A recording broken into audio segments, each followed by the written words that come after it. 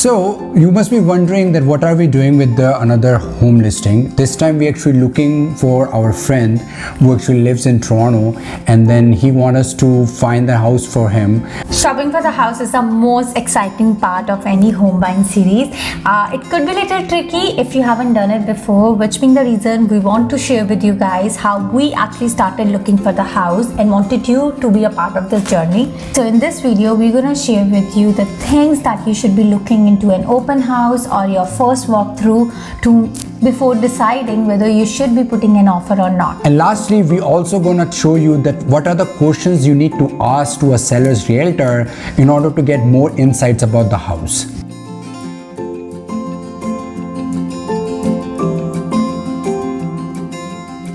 So the first thing that start with, look into the photograph as much as you possible at home so you won't fall into staging when you go there. Instead, utilize that time to look into faults or the features of the house rather than the decorative items. Exactly, and at the same time, do read all the things in descriptions very carefully, all the sizes, because there you won't get the chance to measure anything.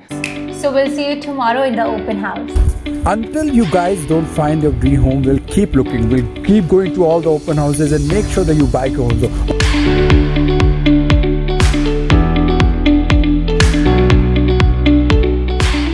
I like the way the entry, here is the washroom and here is the coat closet with a mirror. It's basically a broad entrance, you would say. Definitely kitchen is the attraction of this house, and I was in love with that big island that can easily accommodate 4 people. So if you have a big gathering, people can easily have space around the island, dining area and living room to sit. And another thing, look for the backsplash, because that's a perk if you're getting it done in the kitchen, which just makes sense. And then the free standalone appliances, it's just that it add on the good looking feel to the kitchen. Best part is this kitchen has lots of storage cabinet under the island, along the wall, and a standalone pantry too. That means you can have more things to store behind these cabinets. The very attractive factor is blinds, because they are expensive when you put themselves in the new house or the resale house, but this comes with the blinds instead of just normal curtains. And since it's an open concept, so they have a living room that side and the dining area here. I was happy to see this house wasn't staged enough, because sometimes what happened, the more decorative, the more staging they have done, the bigger default they are trying to hide. That's the entry to the basement, and that side is your living room. The big windows really add on because you're getting more sunlight. Always know which side is the sun facing.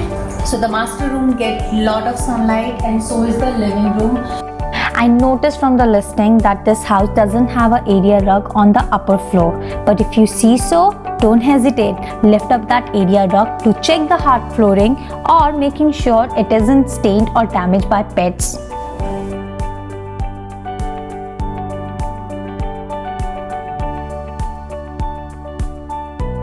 So this house has a quartz countertop instead of a laminate, which is quite a low maintenance and absolutely a good fit to go into a house. Coming to the bedroom, the trick is not to fall in love with the current decor and to actually imagine where would you put your current furniture. For example, say us, we are a family with a small baby, and this room perfectly defined, one queen size bed and a crib and a chair with enough space to walk around, which is perfect for us. Here is the closet. Closet is fair or big enough. Lot of Decent size, right? It's a walk-in closet. And now in a second bathroom, again they have a granite over laminate, the standard tiling, and here they have a bathtub. So this house has a good combination of standing shower in ensuite and bathtub for your kids in the second bathroom. And here they have a linen closet. You should always look for the linen closet. I can't emphasize enough how helpful it is. This second bedroom seems like a perfect fit for the young baby, with a single bed and a PlayStation and enough space to roam around and play around in the room. As sunlight is on the back of the house and these two rooms which are on the front not getting enough sunlight, and that's why it's appealing more dark. With this third bedroom, for now they have make it a office slash the guest bedroom. It can easily fit in the twin size bed and still has a lot of space, so I'm really impressed with the room size. Best part on the second floor, I really like it that there is no waste of space. It's not like too many corners where you actually basically can't utilize it.